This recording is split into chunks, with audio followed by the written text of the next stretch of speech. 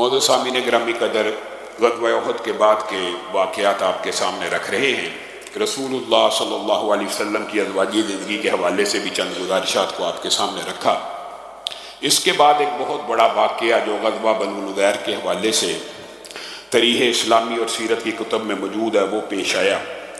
یہ جو غزوہ اس کے پیش آنے کی جو وجہ ہے وہ یہ ہے کہ جیسے آپ کو گزشتہ سے پیوستہ خطبے میں بتایا تھا کہ عمر بن امیہ دمری نے دو آدمیوں کو رسول اللہ صلی اللہ علیہ وسلم نے ان کو امان دی ہوئی تھی لیکن قتل کر دیا اپنی طرف سے بدلہ لینے کی نیت سے۔ تو رسول اللہ صلی اللہ علیہ وسلم نے کہا تھا میں ان کی دیت ادا کروں گا۔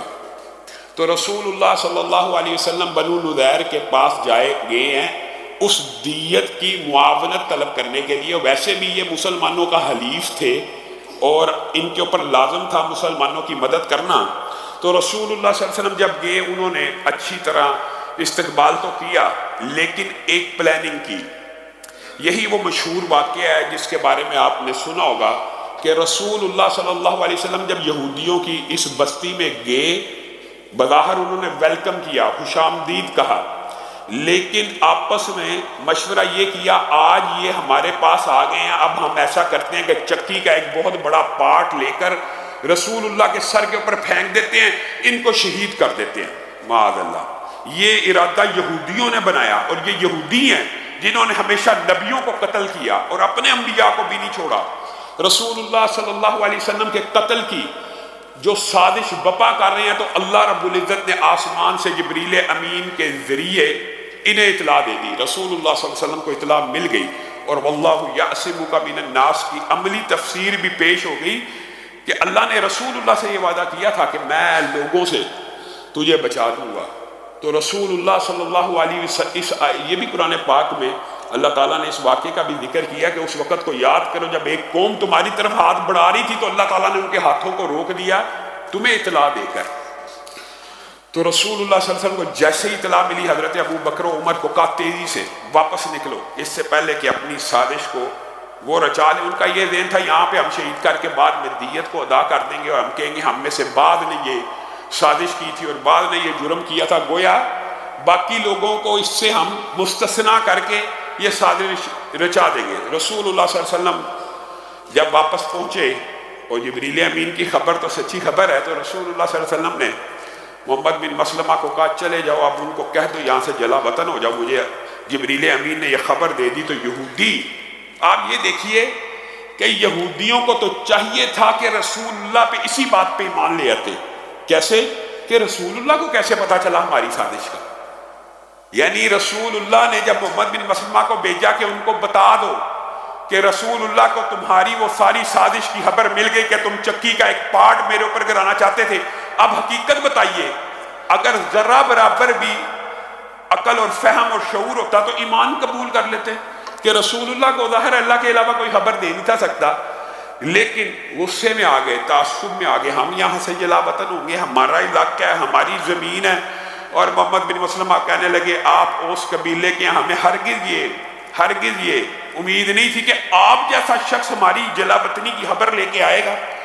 تو محمد بن مسلمہ نے کہا اسلام قبول کرنے کے بعد دل بدل گئے، اب میرے سے یہ بات مت کرو کہ میں کس قبیلے کا ہوں، اسلام قبائلی تعصب کو پاؤں کے نیچے رون دیتا ہے، بس نکلو۔ رسول اللہ کا حکم آ گیا، وہاں سے عبداللہ ابن ابی نے ان کو پیغام بھیجا تم نے ہرگز جلا وطنی کو اختیار نہیں کرنا، میں یہاں سے رسول اللہ کے خلاف سازشیں کروں گا، ان کے قدموں کو کمزور کروں گا، وہاں تم ڈٹ جانا۔ رسول اللہ کے ساتھیوں کی کیا جرت، معاذ اللہ، یہ عبداللہ ابن ابی ابھی بھی باز نہیں تھا آیا کہ ان کی کیا ہمت ہے کہ وہ تمہیں جلا وطن کرے، ڈٹ جانا۔ تو وہ ڈٹ گئے اس کی باتوں میں آ کے۔ تو رسول اللہ صلی اللہ علیہ وسلم جس بات کا پختہ ارادہ کر لیتے تھے اس سے ہمیشہ پایہ تکمیل تک پہنچاتے تھے۔ فوراً تیزی سے بنو نضیر کے تعاقب میں نکلے، ان کا گراؤ کیا۔ جب گراؤ کیا، یہ وہ مشہور واقعہ ہے۔ ویسے بھی آج اگر آپ سب ساتھی یہ واقعہ سننے کے بعد قرآن پاک کی ایک سورت ہے سورت حشر، وہ پڑھیں گے تو آپ کو اس کا ترجمہ پڑھ کے مزہ آ جائے گا اور آپ کو یہ سارے کا سارا واقعہ سمجھ آ جائے گی۔ اور اللہ رب العزت نے سورت حشر میں جس ترتیب سے تقسیم سے ان باتوں کو بیان کیا وہ آپ کو یاد بھی ہو جائیں گی۔ رسول اللہ صلی اللہ علیہ وسلم نے جب محاصرہ کیا تو رسول اللہ صلی اللہ علیہ وسلم نے دیکھا کہ یہاں پہ کھجور کے درخت لگے ہوئے ہیں اور یہاں پہ کچھ جھاڑیاں لگی ہوئی ہیں، تو ان کی معیشت کے اوپر بھی ضرب کاری لگائی جائے۔ اور رسول اللہ صلی اللہ علیہ وسلم نے دیگر جو حکمتیں تھیں وہ بھی محدثین نے بیان کی ہے، لیکن بادی النظر میں یہ حکمت تھی کہ رسول اللہ صلی اللہ علیہ وسلم نے حکم دیا صحابہ کو کہ یہ کھجور کے جو تنے ہیں بنو نذیر کے سامنے کہ یہ کاٹ دو، وہ چھوڑ دو، وہ کاٹ دو، وہ چھوڑ دو، اس میں کوئی جنگی حکمت عملی بھی ہو سکتی تھی، لیکن بادی النظر میں یہ لگتا ہے کہ یہ روب ڈالنے کا اور پریشر ڈالنے کا اور جارحیت کا ایک اظہار تھا۔ کیوں؟ کیونکہ مسلمانوں کی یہ عادت تھی اور رسول اللہ صلی اللہ علیہ وسلم کا یہ فرمان تھا کہ حالت جنگ کے اندر بھی درختوں کو نہیں جلانا، کھیتیوں کو تباہ نہیں کرنا، بوڑھوں کو۔ لیکن یہاں پہ رسول اللہ صلی اللہ علیہ وسلم نے اپنے عادت کے خلاف جب کھجور کے درختوں کو کاٹا تو یہودیوں کو ایک پروپیگنڈے کا موقع مل گیا۔ یہودیوں نے پروپیگنڈا کرنا شروع کر دیا کہ یہ اللہ کا رسول ہے، یہ اللہ کا نبی ہے جو درختوں کو کاٹتا ہے۔ یہ صحابہ کے دماغ میں وسوسہ ڈالنے کی کوشش کی۔ سورہ حشر آج آپ جا کے پڑھیے، اس سورت کو بعض صحابہ اور ابن عباس کیا کہا کرتے تھے، اس سورت کا نام سورت حشر نہیں بلکہ کیا سورہ ہے؟ بنو نذیر ہے۔ ہاں، ایک سورت کے مختلف نام ہیں لیکن ہم اس چیز سے غافل ہیں، کئی سورتوں کے مختلف نام ہیں، سورت دہر، سورت انسان، سورت اسراء، سورت بنی اسرائیل وغیرہ وغیرہ ہے، یہ ایک لمبا چوڑا الگ موضوع ہے۔ تو یہاں پہ صحابہ کے دماغوں کے اندر یہودیوں نے ڈالا کہ یہ جو تمہارا نبی ہے نا، اس نے اپنی طرف سے یہ کام کیا ہے، اگر یہ رسول ہے اور نبی ہے، یہ اللہ کا حکم نہیں ہو سکتا درختوں کو کاٹنا۔ یہ مغالطہ صحابہ کے دماغ میں ڈالنے کی کوشش کی کہ حدیث نبوی، قول نبوی اللہ کا فرمان نہیں ہو سکتا، اللہ کا حکم نہیں ہو سکتا۔ آج معاشرے میں جتنے فتنے ہیں اسی ایک بنیاد کے اوپر ہیں کہ حدیث رسول اللہ کا فرمان نہیں، حدیث رسول اللہ کی بات نہیں، حدیث رسول اللہ کا حکم نہیں، حدیث رسول اللہ کی طرف سے نہیں ہے۔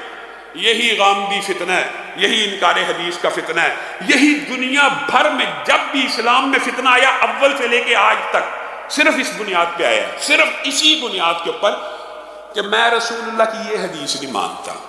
ایک فرقے نے کہا میں یہ نہیں مانتا، ایک نے کہا یہ میری عقل میں نہیں آتی، ایک نے کہا یہ، بس انکار حدیث ہی بنیاد ہے فتنوں کی، جس نے رسول اللہ کے فرمان، رسول اللہ کے احکامات کو، رسول اللہ کے جتنے بھی بیانات ہیں، وَأَنزَلْنَا إِلَيْكَ الذِّكْرَ لِتُبَيِّنَ لِلنَّاسِ مَا نُزِّلَ إِلَيْهِمْ۔ اللہ نے رسول اللہ کی ڈیوٹی لگائی ہوئی ہے کہ آپ بیان کریں اس کو۔ اگر اس کا بیان رسول اللہ صلی اللہ علیہ وسلم کر رہے ہیں، رسول اللہ کی پوری زندگی نمونہ ہے، تو رسول اللہ کا حکم اللہ کا حکم کیوں نہیں؟ یہ فلسفہ بڑا باطل ہے، اور اسی فلسفے کو پھر اللہ تعالیٰ نے رد کیا، خود آسمان سے آیتیں نازل کر کے۔ صحابہ کے دماغ میں جب یہودیوں نے یہ کہا یہ اللہ کا حکم نہیں ہو سکتا، یہ رسول اللہ صلی اللہ علیہ وسلم نے اپنی طرف سے درخت کاٹنے کا حکم دیا۔ حکم کس نے دیا تھا؟ رسول اللہ نے۔ کن کو دیا تھا؟ صحابہ کو۔ کس چیز کا؟ درختوں کے کاٹنے کا، بعض کے اور بعض کو چھوڑنے کا۔ اب جب وسوسے دماغ میں آ جائیں پھر کلیئر کرنے پڑتے ہیں، پھر اشکالات، سوال کا پیدا ہو جانا اچنبے کی بات نہیں ہوتی، لیکن اس سوال کو دور کرنا، جن دلائل سے دور کرنا، طریقے سے دور کرنا، احسن مجادلے کے ذریعے، مکالمے کے ذریعے دور کرنا، اللہ تعالیٰ نے بھی یہاں پر قطعی ایک آیت کو نازل فرما دیا، اور رسول اللہ صلی اللہ علیہ وسلم کا مقام و مرتبہ متعین بھی کیا، اور قیامت تک کے لیے رسول اللہ کے لیے ایک بات کو خاص بھی کر دیا۔ وہ کیا؟ ما قطعتم من لینۃ او ترکتموها قائمۃ علی اصولها فباذن اللہ۔ جو تم نے درختوں کو کاٹا ہے، جو تم نے درختوں کو چھوڑا ہے، ما قطعتم من لینۃ او ترکتموها قائمۃ علی اصولها، یہ تم سمجھتے ہو کہ تم نے رسول اللہ کی وجہ سے کاٹے ہیں، رسول اللہ کی وجہ سے چھوڑے ہیں؟ ہرگز نہیں۔ فباذن اللہ، اس کو کاٹنے کا حکم بھی اللہ کا تھا، اس کو چھوڑنے کا حکم بھی اللہ کا تھا۔ گویا رسول اللہ جس چیز کا حکم دے وہ صرف رسول اللہ کا حکم نہیں بلکہ کس کا حکم ہوتا ہے؟ اللہ کا۔ فباذن اللہ، ایمانداری سے بتائیے گامدی صاحب، فَبِإِذْنِ اللَّهِ، یہ اللہ کے حکم سے ہے۔ آپ کہتے ہیں اللہ کے جو حکم ہوتے ہیں، احکامات ہوتے ہیں، اوامر ہوتے ہیں، وہ قرآن پاک میں ہوتے ہیں اور حدیث میں نہیں ہوتے۔ بتائیے منکرین حدیث سے اس بات کا سوال کیجئے، اللہ نے یہاں پہ کہا فَبِإِذْنِ اللَّهِ، اللہ کے حکم سے، وہ حکم کہاں ہے پورے قرآن پاک میں؟ اٹھا کے دکھا دیجئے جہاں پہ اللہ نے کہا ہو فلاں جگہ کا درخت کاٹو، فلاں جگہ کا چھوڑو، وہ حکم کہاں ہے؟ یہ خبر تو قرآن پاک میں ملتی ہے کہ نہیں تھے انہوں نے کاٹے، نہیں تھے انہوں نے چھوڑے، جو حکم تھا کہ یہاں سے کاٹو یہاں سے چھوڑو، وہ کہاں ہے؟ فَبِإِذْنِ اللَّهِ۔ منکرین حدیث کا سب سے بڑا اعتراض یہی ہوتا ہے نا کہ احکامات، اوامر اور نواہی ہے، یہ بھی ایک لمبی چوڑی بحث ہے، لیکن یہاں پہ بات آئی ہے تو سمجھنے کی ضرورت ہے۔ رسول اللہ صلی اللہ علیہ وسلم کے حکموں کو اللہ تعالیٰ نے اپنا حکم قرار دیا ہے۔ رسول اللہ کے بیان کو، اس قرآن کے بیان کو، اس قرآن کے بیان کو اللہ رب العزت نے کتاب اللہ کہا ہے۔ اس قرآن کے بیان کو، کتاب اللہ سے ایک مراد یہ قرآن ہے، اور کتاب اللہ سے ایک مراد رسول اللہ کا بیان ہے۔ ہم نے یہ تو سمجھ لیا کتاب اللہ قرآن ہے، لیکن رسول اللہ کے بیان کو کتاب اللہ نہ سمجھا۔ یہ اگر ہم سمجھ جائیں تو ہمیں پتہ چل جائے رسول اللہ کا ہر حکم اللہ کا حکم ہے، رسول اللہ کا ہر بیان قرآن کتاب اللہ ہے، رسول اللہ کا ہر بیان قرآن کتاب اللہ ہے، اور یہ قرآن پاک سے بھی ثابت ہے اور احادیث سے بھی ثابت ہے۔ انشاءاللہ موقع آئے گا اس کے پر مفصل گفتگو کروں گا، لیکن صرف دو باتیں، دو احادیث آپ کے سامنے رکھنا چاہتا ہوں اس حوالے سے۔ رسول اللہ صلی اللہ علیہ وسلم کے پاس ایک قافلہ آیا اور آ کے کہنے لگا، اے اللہ کے رسول اقضی بیننا بکتاب اللہ، اے اللہ کے رسول ہمارے درمیان کتاب اللہ سے فیصلہ کیجیے۔ رسول اللہ صلی اللہ علیہ وسلم نے فرمایا والذی نفسی بیدی، اس ذات کی قسم جس کے ہاتھ میں محمد صلی اللہ علیہ وسلم کی جان ہے، لَأَقْضِيَنَّ بَيْنَكُمَا بِكِتَابِ اللہ۔ رسول اللہ قسم کے بغیر بھی کہہ سکتے تھے، لیکن آپ کو اور مجھے سمجھانا مطلوب تھا۔ لَأَقْضِيَنَّ بَيْنَكُمَا، یہ جو قافلہ ایک مقدمہ لے کے آیا میرے پاس، دو فریقین آئے ہیں، لَأَقْضِيَنَّ بَيْنَكُمَا بِكِتَابِ اللہ، میں تم دونوں کے درمیان فیصلہ کروں گا، کہاں سے؟ کتاب اللہ سے، کتاب اللہ سے فیصلہ کروں گا۔ اور مقدمہ کیا تھا آپ سمجھ لیجئے، ایک غلام کے گھر والے آئے اور انہوں نے کہا فلاں شادی شدہ عورت سے اس نے جسمانی تعلقات کو بغیر نکاح استوار کر لیے۔ رسول اللہ صلی اللہ علیہ وسلم نے انیس کو کہا جاؤ پتہ کرو عورت سے، اگر اس نے برائی کا ارتکاب کیا ہے، وہ عورت کیا تھی؟ شادی شدہ تھی، یہ لڑکا کیا تھا؟ کمارا تھا۔ اگر وہ شادی شدہ ہے اور برائی کا اقرار کرتی ہے تو اسے سنسار کر دیا جائے۔ عورت نے برائی کا جو ہے وہ اقرار کر لیا، رسول اللہ صلی اللہ علیہ وسلم نے اس کو سنسار کرنے کا حکم دے دیا۔ لڑکے کے بارے میں کہا یہ تو اقرار کر کے ہی آ رہا ہے اور اسی کے قبیلے والے مقدمہ دائر کر رہے ہیں، یہ کمارا ہے، اس کو 100 کوڑے لگائے گئے۔ دوسرا فیصلہ یہ کیا۔ تیسرا کہا جب 100 کوڑے لگا دیے جائیں گے تو اس کو اس علاقے سے، اس کے وطن سے جلا وطن کر دیا جائے تاکہ برائی کو معاشرے سے دور کیا جائے۔ کتنی دیر تک؟ 1 سال تک یہ دوبارہ ہماری ٹیریٹری میں، وطن میں نہ آئے۔ رسول اللہ صلی اللہ علیہ وسلم نے قسم کھا کے کہا میں کتاب اللہ سے فیصلہ کروں گا۔ کہاں سے؟ کتاب اللہ سے۔ اگر کتاب اللہ صرف اس قرآن کو کہتے ہیں اور رسول اللہ کے بیان کو نہیں کہتے تو آپ کہہ دیجئے کہ رسول اللہ نے قسم تو کھائی تھی کہ میں کتاب اللہ سے فیصلہ کروں گا، لیکن جب فیصلہ کرنے کی باری آئی تو قرآن سے باہر کر دیا۔ کیا کوئی رسول اللہ پہ یہ الزام لگا سکتا ہے؟ اس کا مطلب ہے رسول اللہ نے جو فیصلہ کیا وہ بھی کتاب اللہ ہے۔ رسول اللہ نے 3 شکیں ایک فیصلے کی بیان کی، عورت کو سنسار کر دیا جائے، اس کو 100 کوڑے لگا دیے جائیں، اس کو 1 سال کے لیے جلا وطن کر دیا جائے۔ اٹھائیے پورا قرآن، آپ کو ان تینوں شکوں میں سے ایک شک تو قرآن پاک میں مل جائے گی 100 کوڑوں والی، باقی دونوں شکے کہاں سے ملیں گی؟ کہاں سے؟ حدیث رسول سے۔ گویا بیان قرآن بھی اگر رسول اللہ کر رہے ہوں تو وہ بھی کتاب اللہ ہوتا ہے۔ چلو اس میں تو ایک شک گاندھی صاحب موجود تھی اور آپ کہتے ہیں کہ یہ جزوی طور پہ اس کا ذکر موجود تھا، حالانکہ دو شکیں قرآن پاک میں موجود نہیں ہیں، حدیث رسول سے ثابت ہوتی ہے۔ آگے آئیے، یہ بھی ایک لمبا چوڑا واقعہ ہے، مختصر کر کے آپ کے سامنے رکھتا ہوں، انشاءاللہ اس موضوع کے اوپر مستقل ایک دو خطبات دیں گے کہ کتاب اللہ سے مراد کیا ہے۔ رسول اللہ صلی اللہ علیہ وسلم کی ایک زوجہ حضرت عائشہ، ان کی ایک سہیلی حضرت بریرہ۔ حضرت بریرہ کو امی عائشہ نے کہا میں تجھے کچھ پیسے دیتی ہوں، سہیلیاں سہیلیوں کے کام آتی ہیں، جا تو اپنی آزادی کی مکاتبت لکھوا لے، یعنی جن کے ہاں تو غلام ہے ان کے ساتھ معاہدہ کر، ان کو پیسے دے اور آزاد ہو جا، میں تیری سہیلی ہوں، میں تیرے کام آتی ہوں۔ انہوں نے بریرہ کے ساتھ مکاتبت کر لی، لیکن بریرہ کے اوپر ایک شرط عائد کی، کہا آپ نے ہمیں پیسے دے دیے، ہم اس پیسوں کو تو قبول کرتے ہیں، لیکن ولا کی نسبت ہماری طرف رہے گی۔ یہ ولا ایک فقہی لفظ ہے، یہاں پہ جو اس کا مفہوم ہے وہ یہ ہے، اگر بریرہ آپ فوت ہو گئیں تو آپ کی وراثت دوبارہ کہاں آئے گی؟ ہمارے پاس۔ جانی کہاں چاہیے؟ اصولی اور منطقی طور پہ کس کے پاس جانی چاہیے؟ امی عائشہ کے پاس۔ پیسے کون دے رہا ہے آزاد کروانے کے؟ امی عائشہ دے رہی ہے، پیسے تو امی عائشہ دے رہی ہے، اور وہ جو آزاد کر رہا ہے پیسے لے چکا ہے، یعنی اپنا حق پورا لے لیا۔ اب بالفرض بریرہ فوت ہوتی ہیں تو ان کی وراثت کہاں جانی چاہیے؟ امی عائشہ کو جانی چاہیے جس نے آزاد کرنے کے پیسے دیے۔ انہوں نے کہا نہیں، ہم یہ شرط لکھیں گے کہ تجھے آزاد تو کر دیا، لیکن بالفرض تیری فوتگی ہو گئی یا تیری وراثت ہوگی تو اس وراثت کی ولا کی نسبت ہماری طرف ہوگی۔ رسول اللہ کے کان تک یہ بات پہنچ گئی، امی عائشہ نے شکایت لگا دی، ایک میری سہیلی کے پیسے زیادہ طلب کیے، ایک پھر میں نے پیسے دے دیے، تو اب وہ کہتے ہیں کہ ولا کی نسبت ہماری طرف ہوگی۔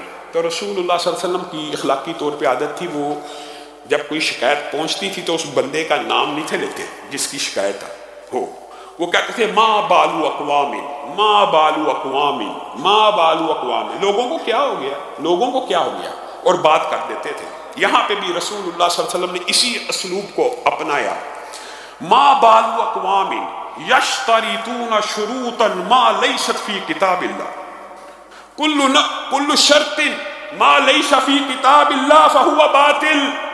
ما بالو اقوام، لوگوں کو کیا ہو گیا، ایسی شرطیں لگاتے ہیں ما لیست فی کتاب اللہ۔ اگر کتاب اللہ کا مراد، انکار حدیث کرنے والے غور کریں، اگر صرف یہ قرآن ہے اور اس کا بیان نہیں ہے تو رسول اللہ کہہ رہے ہیں لوگ ایسی شرطیں کیوں لگاتے ہیں جو کتاب اللہ میں نہیں ہیں۔ کل شرط ما لیس فی کتاب اللہ، ہر وہ شرط جو کتاب اللہ میں نہیں ہے، فہو باطل، وہ باطل ہے۔ والشرط فی کتاب اللہ، اب شرط بیان کر رہے ہیں کہ شرط رسول اللہ بیان کر رہے ہیں کہاں پہ؟ فی کتاب اللہ، اور کتاب اللہ میں جو شرط ہے وہ یہ ہے انما الولاء لمن اعتق، ولا کی نسبت اس کی طرف ہوگی جو آزاد کروائے گا۔ سارے منکرین حدیث دنیا کے جمع ہو جائیں، انما الولاء لمن اعتق کی آیت قرآن پاک سے نکال کے دکھا دیں۔ رسول اللہ کیا کہہ رہے ہیں کہ کتاب اللہ میں جو شرط ہے وہ کیا ہے؟ انما الولاء لمن اعتق۔ اگر کتاب اللہ سے مراد صرف قرآن ہے اور بیان قرآن نہیں ہے، رسول اللہ کا فرمان نہیں ہے، تو پھر انما الولاء لمن اعتق، رسول اللہ اس کو کتاب اللہ کیوں کہہ رہے ہیں؟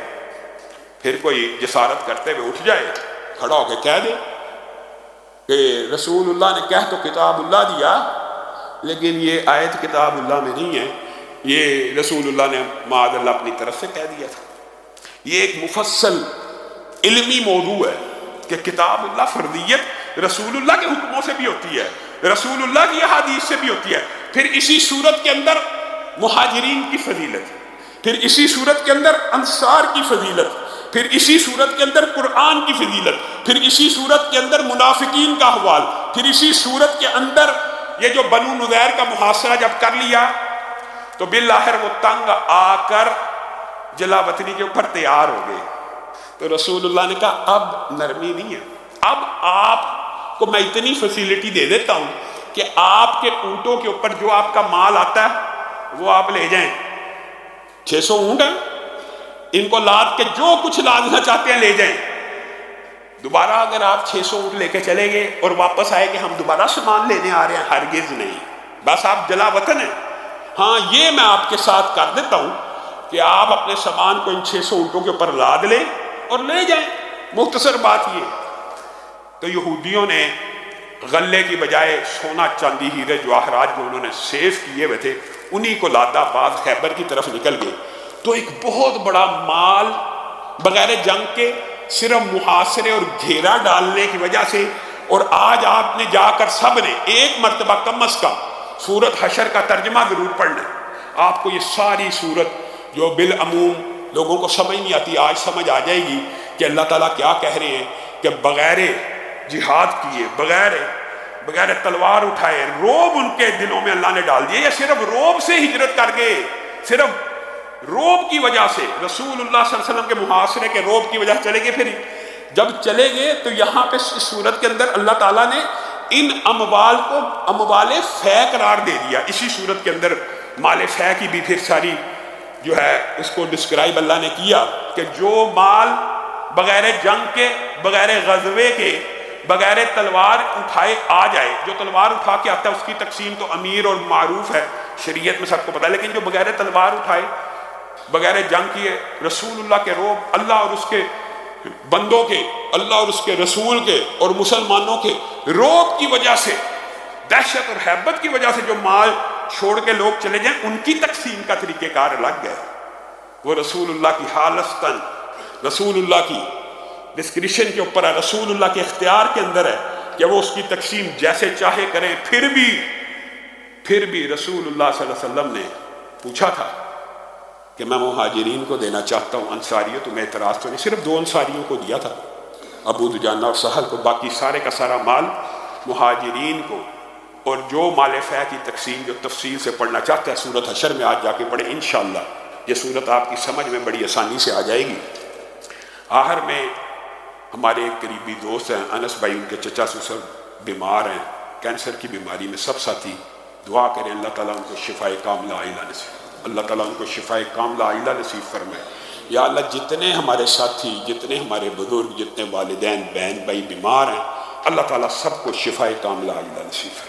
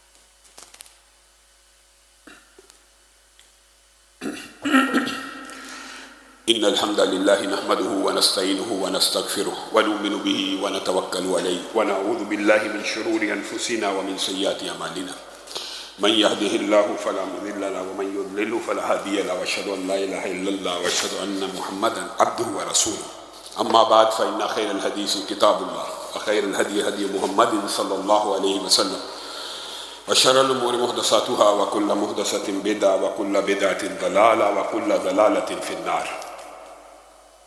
معزز سامعین گرامی قدر، آج پورے وطن کے اندر ہماری جماعت کی طرف سے، تحریک دفاع اسلام و پاکستان کی طرف سے بھی پورے ملک میں یوم احتجاج اور ایک علامتی احتجاج کا دن منایا جا رہا ہے۔ کس حوالے سے آج آپ کے سامنے دو گزارشات کو رکھنا ہے اور آپ نے دوسری گزارش کو بھی بڑی توجہ سے سننا ہے اور سوشل میڈیا کے اوپر اس کا ابلاغ بھی کرنا ہے۔ پہلی بات، یہ جو یوم احتجاج ہے یہ آپ کے علم میں ہوگا، سویڈن کے اندر، نیدرلینڈ کے اندر کلام اللہ کے قرآن کے ساتھ تعصب رکھنے والوں نے جس قسم کا فعل کیا، اس کے خلاف ایک آواز احتجاج، ایک نقطہ اظہار، ایک آواز کہ آپ نے freedom of speech, freedom of expression کو بہت زیادہ ڈسکرائب خود کیا، لیکن آپ ہی کی ٹرمینالوجیز کے اندر جو آپ کے خلاف باتیں جاتی ہیں ہمارے معاشرے کے لوگوں کو، آپ کو، نوجوانوں کو، اس کا بھی پتہ ہونا چاہیے دلائل کی دنیا میں، تاکہ آپ ان کو جواب دے سکیں۔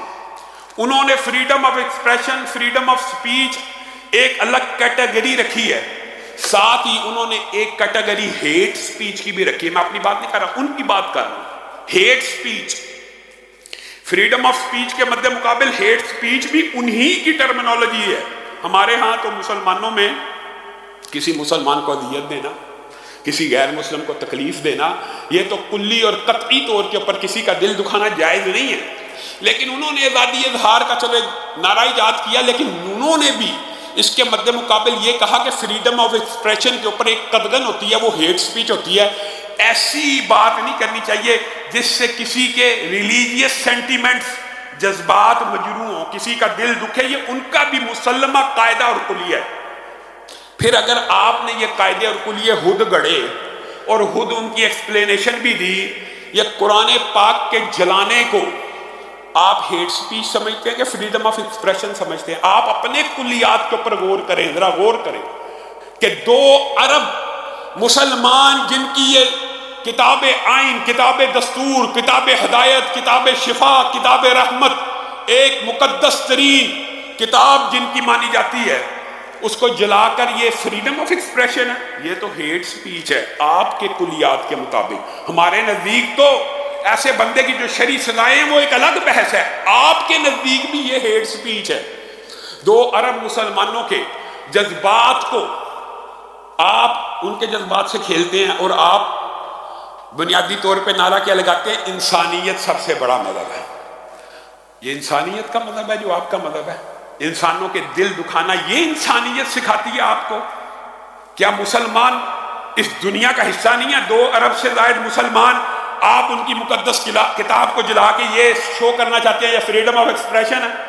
فریڈم آف ایکسپریشن آپ کا صرف رسول اللہ کی توہین اور کتاب اللہ کی توہین کے اوپر آ کے منتج ہوتا ہے۔ باقی آپ نے کبھی دیکھا ہے؟ ایمانداری سے بتائیے، ایمانداری سے ذرا آپ نے جائزہ لینا، تجزیہ کیجئے۔ آخر ہندوؤں کی بھی مقدس کتابیں ہیں، گیتا ہے، بھگوت، جو بھی ان کی گیتا وغیرہ کتابیں ہیں، ویدیں ہیں، کبھی آپ نے دیکھا کسی یورپ کے بندے نے ان کو جلایا ہو؟ اور بھی دیگر مذاہب کی مذہبی کتب ہیں، سکھوں کی ہیں، اور بھی کبھی ان کو جلایا ہو؟ یہ فریڈم آف ایکسپریشن صرف مسلمانوں کی اسلاموفوبیا ہے۔ آپ نے کچھ مسلمہ ضابطے بنائے ہیں، آپ ہماری نوجوان نسل کو ان دلائل کا علم ہونا چاہیے۔ کیا آپ فریڈم آف ایکسپریشن اور فریڈم آف سپیچ کے نام کے اوپر یورپی ممالک کی بات کر رہا ہوں، اپنی بات آج نہیں کرنی، وہاں پہ آپ نے قوانین بنائے ہیں، 90% سے زیادہ یورپی اور مغربی ممالک میں یہ قانون مسلم ہے کیا کہ کسی وطن کا جھنڈا، کتاب نہیں، دستور نہیں، آئین نہیں، کسی وطن کا جو جھنڈا ہے یہ کیا سمبولک ریپریزنٹیشن، جھنڈے کے اوپر کیا کوئی آئین دستور لکھا ہوتا ہے؟ صرف ایک علامتی سمبل ہوتا ہے وطن کا، اس کو بھی اس وطن کا کوئی بندہ نہیں جلا سکتا، آپ کے قوانین کے اندر لکھا ہے، آپ نے بنائی ہے، میں اپنی بات نہیں کرتا۔ جھنڈے کو جلانا آپ کے نزدیک غلط، کرنسی نوٹ اس کو جلانا آپ کے نزدیک غلط، آپ نے یہ قوانین بنائے، ہم نے تو نہیں بنائے۔ جن ممالک کی ان کی منافقانہ ذرا طرز عمل دیکھیے، دوگلا پن، ان ممالک کے نزدیک، یہ صرف چند مثالیں دے رہا ہوں، ان ممالک کے نزدیک جھنڈے جلانا ہیٹ سپیچ ہے، کرنسی نوٹ جلانا ہیٹ سپیچ ہے، فوج کے سربراہ کے خلاف گفتگو کرنا ہیٹ سپیچ ہے، عدلیہ کے سربراہوں کے فیصلوں کے خلاف جو آسمانی فیصلے نہیں ہیں، عدلیہ کا جج آسمانی فیصلہ ہوتا ہے، عدلیہ کے ججوں کے فیصلوں کے خلاف انہوں نے کیا قانون بنایا ہوا ہے؟ کنٹمپٹ آف کورٹ، توہین عدالت، توہین عدلیہ۔ فریڈم آف ایکسپریشن تب کہاں گیا؟ ایک عدالت نے فیصلہ دیا، وہ فیصلہ اگر کوئی جلاتا ہے تو وہ تو کنٹمپٹ ہے، وہ تو ہیٹ ہے، جھنڈا کوئی جلاتا ہے وہ تو ہیٹ ہے، کرنسی نوٹ کوئی جلاتا ہے وہ ہیٹ ہے، لیکن قرآن پاک کو اگر کوئی جلائے وہ فریڈم آف ایکسپریشن ہے۔ یہ دوگلا پن ہے آپ کا، یہ منافقانہ رویہ آپ کا، آپ اپنے اصولوں کے مطابق بھی منافقانہ طرز عمل کے اوپر ہیں، آپ جھوٹ بول رہے ہیں، آپ کا تعصب ظاہر ہو گیا ہے، آپ لوگوں کی آنکھوں میں دھول نہیں جھونک سکتے، آپ نے یہ جو نعرے ایجاد کیا آپ اس کے خلاف خود جا رہے ہیں۔ اور یہ صرف چند مثالیں دی ہیں، چند مثالیں، لیکن بات یہ ہم کیا کریں، ہم کیا کر سکتے ہیں؟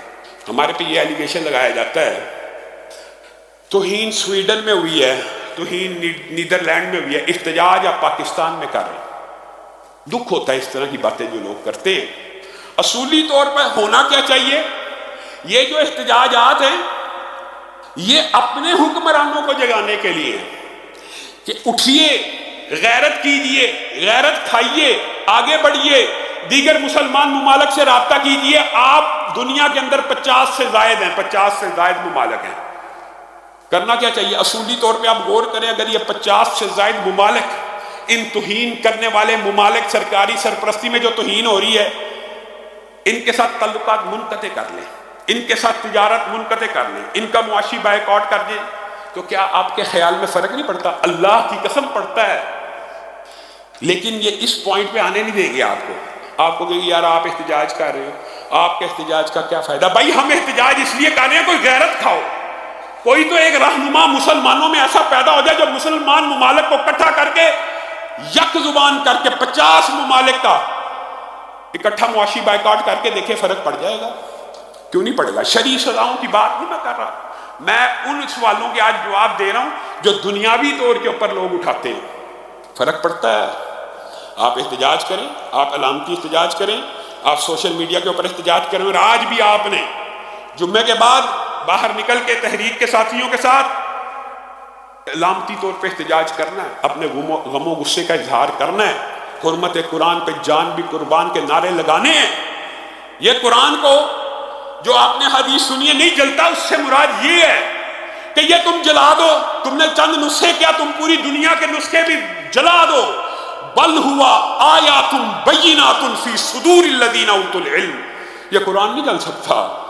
بل ہوا آیات بینات فی صدور الذین اوتوا العلم، آپ یہ سمجھتے ہیں اس کتاب نے قرآن کی حفاظت کی، اس جلد نے، اس لکھائی نے؟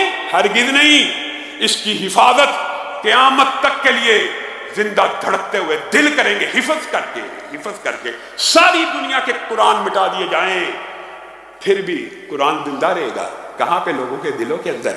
ایک انتقام کا طریقہ یہ بھی ہے کہ فیصلہ کیجئے کہ اپنے ایک ایک بچے کو اس قرآن کی حفاظت کی ڈیوٹی لگا دیں گے۔ ایک گھر کا ایک بچہ سینے میں قرآن لیے ہوئے پھیر رہا ہو، جتنے مرضی جل جائیں، کیا جل سکتا؟ نہیں جل سکتا۔ یہ بات تو ہو گئی پہلی۔ دوسری ایک نہایت اہم بات ہے جس نے حقیقت میں دل کو غم و غصے سے بھر دیا ہے، رنج و علم کی کیفیت ہے کہ ہم وطن عزیز پاکستان لا الہ الا اللہ کی بنیاد کے اوپر حاصل کیے ہوئے پاکستان میں رہتے ہیں۔ ہم یہاں پہ احتجاج کرتے ہیں کہ بابری مسجد کے مینار ہندو متعصبوں نے گرا دیے، بیت المقدس کے اندر یہودیوں نے مسجد کی توہین کر دی۔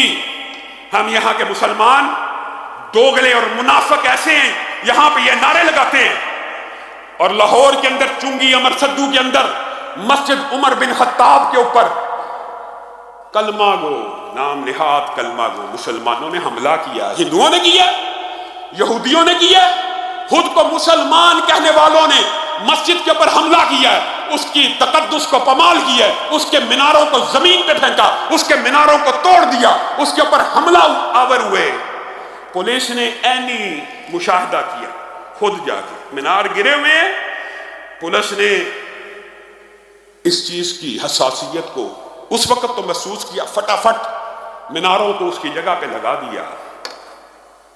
ان کو اپریشیٹ کرتے ہیں جنہوں نے لگایا، لیکن جنہوں نے گرائے، جنہوں نے توہین شاعر اللہ کی، جنہوں نے مسجد کے اوپر حملہ کیا، اب اس جمعہ پڑھانے تک آنے تک ابھی تک ان کے اوپر ایف آئی آر کو نہیں کاٹا گیا۔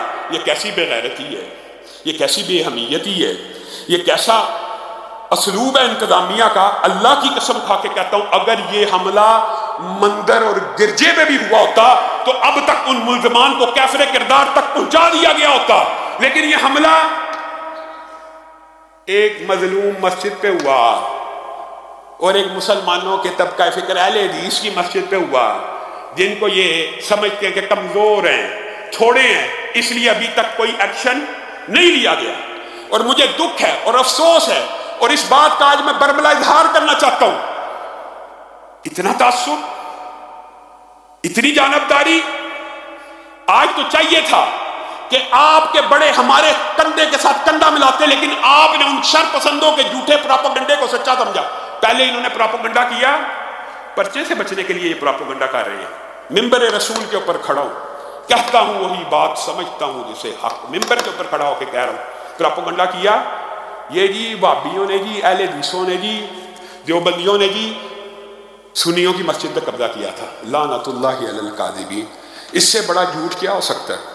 14 سال سے ذاتی جگہ کے اوپر ذاتی مسجد ہے، اللہ کی قسم اگر یہ سنیوں کی مسجد کے اوپر قبضہ ہے، جو اتنا بڑا جھوٹ ہے، مباہلے کا چیلنج بھی ہے، تو سب سے پہلے ہم یہ قبضہ چھوڑنے کے لیے تیار ہیں۔ ہمیں کسی کی مسجد کے اوپر قبضہ کرنے کی کیا ضرورت ہے؟ کوئی ضرورت نہیں۔ اور نہ اس فعل کو اچھا سمجھتے ہیں۔ جب ان کو پتا چل گیا کہ یہ جھوٹا پراپوگنڈا شر پسندوں نے کیا ہمیں بہکانے کے لیے، پتہ لگ گیا، پھر تو چاہیے تھا ہمارا ساتھ دیتے۔ پھر کہنا شروع کر دیا کہ ٹھیک ہے جی، مسجد تو واقعی سنیوں کی نہیں، انہی کی نکلی ہے۔ اور آپ کو پتا 14 سال پرانی، تازہ بتازہ نہیں ہے جی، اس کا این او سی نہیں ہے۔ سبحان اللہ، این او سی چیک شر پسندوں نے کرنا ہوتا ہے کہ اداروں نے کرنا ہوتا ہے؟ آپ کون ہیں؟ اور یہ بات جب ان کو بتلا دی گئی کہ 14 سال پہلے جب یہ مسجد بنی تھی اس وقت این او سی کا قانون ہی نہیں تھا ملک میں آیا، پھر اگر یہ بات ثابت ہو گئی کہ این او سی کا مسئلہ بھی شر پسند جھوٹا پھیلا رہے ہیں، تب تو آپ کو ہمارا ساتھ دینا چاہیے تھا۔ نہیں، آپ نے حق کا ساتھ نہیں دیا۔ اور میں یہ سمجھتا ہوں مجھے میری جماعت کی طرف سے سب سے زیادہ مزاحمت کا سامنا کرنا پڑتا ہے جب میں ان لوگوں کے حق میں آواز اٹھاتا ہوں کہ ان کے اوپر ظلم ہو رہا ہے، گولیاں چل رہی ہیں، میں نے ان کے حق میں آواز اٹھائی، مجھے لوگ کہتے ہیں آپ جن لوگوں کے حق میں آواز اٹھا رہے ہیں یہ بڑے متعصب ہیں۔ اور آج دیکھ لیجئے، پہلے کہہ رہے ہیں کہ یہ جی سنیوں کی مسجد تھی، حالانکہ آپ کا ان کے ساتھ شر پسندوں کا کوئی مسلک نہیں ہوتا، آپ کا ان کے ساتھ کیا تعلق؟ آپ تو ہمارے ساتھ ہوتے۔ جب پتہ چل گیا جی نہیں تھی، ہماری ہی تھی، این او سی کا رول ہے، این او سی تو تب تھا نہیں، بالفرض اگر کوئی این او سی کا بھی مسئلہ ہے تو شر پسندوں نے این او سی چیک کرنا ہوتا ہے کہ متعلقہ اداروں نے چیک کرنا ہوتا ہے؟ اصل مسئلہ کیا ہے؟ بارہا رکھ چکا ہوں، عام فہم بات ہے۔ 14 سال سے یہ مسجد موجود ہے، 14 سال سے تعلیم ہو رہی ہے، تربیت ہو رہی ہے، بور پرانا ہو گیا، پانی گڈھا ہو گیا، نیا بور کرنا ہے۔ اب ان کو تکلیف یہ ہے جو شر پسند ہے، میں تو پہلے دن سے ہی کہتا ہوں یہ کسی مسلک کے نمائندے ہی نہیں ہے، یہ تو شر پسند ہے کہ یار ان کی آبادی، ان کی تعداد، ان کی تبلیغ اتنی کیوں پھیل رہی ہے، ان کو روکو، پانی بند کر دیا جائے۔ یہ لاہور ہے، لاہور کے اندر 180 بچے کی مسجد اور مدرسے کے اندر پانی بند ہے، 4 مہینے ہو چکے ہیں، پولیس اور انتظامیہ آنکھیں بند کر کے بیٹھی ہے، پھر اس مسجد کے اوپر حملہ ہو گیا ہے، ابھی تک ایف آئی آر نہیں کاٹی گئی۔ حل کیا ہے؟ حل کیا ہے بتائیے؟ آپ پھر ہمیں کہتے ہیں کہ ہم احتجاج کی کال دیتے ہیں، ہمارے پاس آپ نے آپشن کیا چھوڑی ہے بتائیے؟ کوئی آپشن اب باقی رہ گئی ہے؟ اس سے بڑھ کر تو پھر قتل ہی کر سکتے ہیں۔ جب مسجد کے مینار گرا دیے، مسجد کے تقدس کو پامال کر دیا، مسجد کے اوپر حملہ آور ہوئے، اور اللہ کا شکر ہے کئی مرتبہ فتنے میں بھی خیر ہو جاتی ہے۔ اس موبائل کو ہم فتنہ سمجھتے ہیں، لیکن ان موبائلوں کی وجہ سے وہ 20 ویڈیوز بن گئی ہیں، اور ایک ایک ملزم جو حملہ کر رہا ہے، جس کے پاس ڈنڈا ہے، جس کے بعد لوہے کے سریے ہیں، جو مینار گرا رہے ہیں، سب ویڈیو میں آگے ہے۔ اور انتظامیہ چاہتی ہے پرچہ کیسے ہو نامعلوم، ایک ایک بندے کی شکل معلوم، اور انتظامیہ کیا چاہتی ہے؟ پرچہ ہو نامعلوم افراد کے خلاف۔ سب سے پہلے جو جرم ہوا ہے اس کے خلاف FIR کاٹی جائے، اس وقت تک ہم مذاکرات کو معطل کرتے ہیں۔ آپ سے مذاکرات شروع بھی نہیں کرنے، انتظامیہ چاہتی ہے مذاکرات کر لیے جائیں، اب افہام و تفہیم کی صورت نکال لی جائے، اب پیچ اپ کرا دیا جائے۔ پہلے جو جرم ہوا، پہلے جو مجرم ہے، ہم کہتے ہیں پاکستان کے کسی مندر اور گرجے کے اوپر بھی یہ ظلم ہوا تھا، آپ نے حرکت میں آ جانا تھا، لیکن چونکہ یہ اہل حدیث کی مسجد ہے، آپ حرکت میں نہیں آ رہے۔ آج یہ بات کرنی پڑ رہی ہے۔ کیا ہمارے حقوق اقلیتوں سے بھی کم تر ہو گئے ہیں؟ ہم تو کسی ہندو مندر اور گرجے کے اوپر بھی ایسے حملے کا تصور نہیں کر سکتے، نہ ہمارا ارادہ۔ آپ ہمارے پہ الزام لگا رہے ہیں ہم نے کسی کی مسجد کے اوپر قبضہ کیا، اس سے بڑا جھوٹ کیا ہو سکتا ہے؟ آپ بھی ہوش کے نہ ہوں گے، تعصب کو چھوڑیں۔ آپ دنیا کو کیا پیغام دے رہے ہیں؟ پھر ملحد اور لبرل سچ بولتے ہیں کہ یہ آپس میں جی ایک دوسرے کو برداشت نہیں کر سکتے۔ آپ میں یہ برداشت نہیں ہے کہ ایک مسجد چل جائے؟ آپ کے اندر یہ اعتدال نہیں ہے کہ بچے صاف پانی پی لیں؟ 14 سال بعد 2-3 شر پسندوں کی اجازت ہمارے لیے لازمی ہو گئی ہے۔ پولیس کا رویہ جانبدارانہ ہے، محکموں کا رویہ جانبدارانہ ہے۔ اس کا کیا علاج ہے؟ اس کا علاج یہی ہے کہ پڑی ضرورت تو ہم دیں گے لہو کا تیل چراغوں کو جلانے کے لیے۔ اللہ کے فضل و کرم سے اگر یہ FIR نہ کاٹی گئی، ہم نے فیصلہ کر لیا ہے کہ اگلا جمعہ قائد انقلاب، قائد اہل حدیث علامہ ابتسام الہی ظہیر وہاں پہ پڑھائیں گے، سب ساتھی جائیں گے، ہاتھ اٹھا کر وعدہ کریں سب ساتھی وہاں پہ جمعہ پڑھنے جائیں گے۔ لاہور کی سینکڑوں مساجد سے ہمارے ورکرز وہاں پہ جمعہ ادا کریں گے۔ اگر آپ نے FIR نہ کاٹی، اگر آپ نے ان کے پر مقدمہ درج نہ کیا، آپ کو کھلے طور کے اوپر، ہمارے پاس کیا آپشن ہے؟ کوئی آپشن نہیں۔ ملک کے لاکھوں کروڑوں اہل حدیث ہمیں برا بلا کہہ رہے ہیں کہ مسجد کے اوپر حملہ ہو گیا، FIR نہیں کاٹی جا رہی۔ کیا انتظامیہ نے ہمارے پاس کیا آپشن چھوڑی ہے؟ کوئی آپشن نہیں چھوڑی۔ ہم وہاں پہ جا کے جمعہ پڑھائیں گے، اور چنگی امر سدو کی تمام مساجد کے اندر اس دن جمعہ نہیں ہوگا، احتجاجی جمعہ ہوگا، مسجد عمر بن خطاب میں ہوگا، اور بور کو کروایا جائے گا، پانی کو لگایا جائے گا، جمعے اور نمازوں کو ادا کیا جائے گا۔ دنیا کی کوئی طاقت ہمیں وہاں پہ سجدہ کرنے سے نہیں روک سکتی انشاءاللہ۔